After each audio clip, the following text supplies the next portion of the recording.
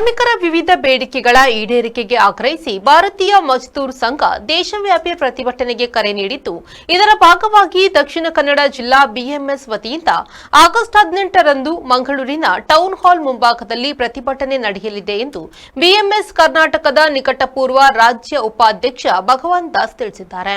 ಅವರು ಮೂಡುಬಿದಿರೆ ಪ್ರೆಸ್ ಕ್ಲಬ್ನಲ್ಲಿ ಸುದ್ದಿಗೋಷ್ಠಿಯನ್ನು ನಡೆಸಿ ಮಾತನಾಡಿದರು.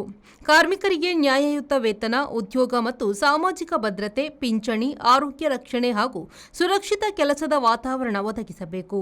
ಕೇಂದ್ರ ಮತ್ತು ರಾಜ್ಯ ಸರ್ಕಾರಗಳು ಕಾರ್ಮಿಕರ ಸಮಸ್ಯೆಗಳಿಗೆ ಶಾಶ್ವತ ಪರಿಹಾರ ಕಲ್ಪಿಸಲು ತುರ್ತು ಕ್ರಮ ಕೈಗೊಳ್ಳಬೇಕು ಸಹಿತ ವಿವಿಧ ನ್ಯಾಯಯುತ ಬೇಡಿಕೆಗಳ ಈಡೇರಿಕೆಗೆ ಆಗ್ರಹಿಸಿ ಹೋರಾಟ ನಡೆಯಲಿದೆ.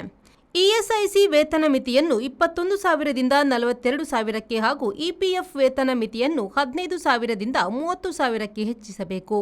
ಇಪಿಎಸ್ 95 ಕನಿಷ್ಠ ಮಾಸಿಕ ಪಿಂಚಣಿಯನ್ನು 1,000ದಿಂದ 7,500 ರೂಪಾಯಿಗೆ ಹೆಚ್ಚಿಸಿ ಪಿಂಚಣಿದಾರರಿಗೆ ಡಿಎ ಹಾಗೂ ಸಮಗ್ರ ಆರೋಗ್ಯ ಸೌಲಭ್ಯ ಒದಗಿಸಬೇಕು ಎಂದು ಮಾಹಿತಿ ನೀಡಿದರು.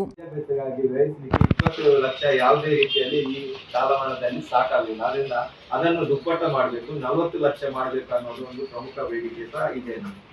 ಮತ್ತು ಮಾಸಿಕ ವೇತನ ಈಗ ಆಗ್ಲೇ ಮನಸ್ಸಿಗೆ ಬಂದಾಗೆ ವೇತನ ಕೊಡ್ತಾ ಇದೆ. ಅದನ್ನು 30,000 ವೇತನ ಮಿತಿಯನ್ನು ನೀವು ಮಾಡಬೇಕು ಅನ್ನೋದು ಒಂದು ಪ್ರಮುಖ ಬೇಡಿಕೆ ಇದೆ. ಈ ಎಲ್ಲ ಬೇಡಿಕೆಗಳ ಜೊತೆಗೆ ಇಲ್ಲಿ ಯಾವುದೆಲ್ಲ ಕೈಗಾರಿಕಾ ಸಂಸ್ಥೆಗಳಿದೆ, ಸಾರ್ವಜನಿಕ ವಲಯದ ಸಂಸ್ಥೆಗಳಿದೆ, ಇಲ್ಲೆಲ್ಲ ಕಾರ್ಮಿಕರನ್ನು ತಗೊಳ್ಳದೆ 25 ವರ್ಷಗಳಾಗ್ತಾ ಇತ್ತು. ಹೊಸದಾಗಿ ಕಾರ್ಮಿಕರನ್ನು ಯಾವುದೇ ತಗೊಳ್ತಾ ಇಲ್ಲ.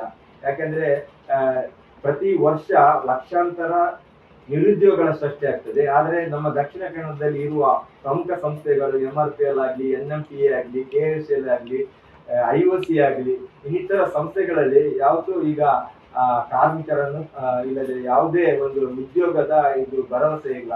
ಈಗ ಭಾರಿ ಕಡಿಮೆ ವೆಚ್ಚದಲ್ಲಿ ಹೊರಗುತ್ತಿಗೆಯನ್ನು ಕೊಟ್ಟು ಕಾರ್ಮಿಕರಿಗೆ ನಿಜ ಒಂದು ಏನು ವಿದ್ಯಾವಂತ ಕಾರ್ಮಿಕರಿಗೆ ಅಲ್ಲಿ ಕೆಲಸ ಸಿಗ್ತಾ ಇಲ್ಲ.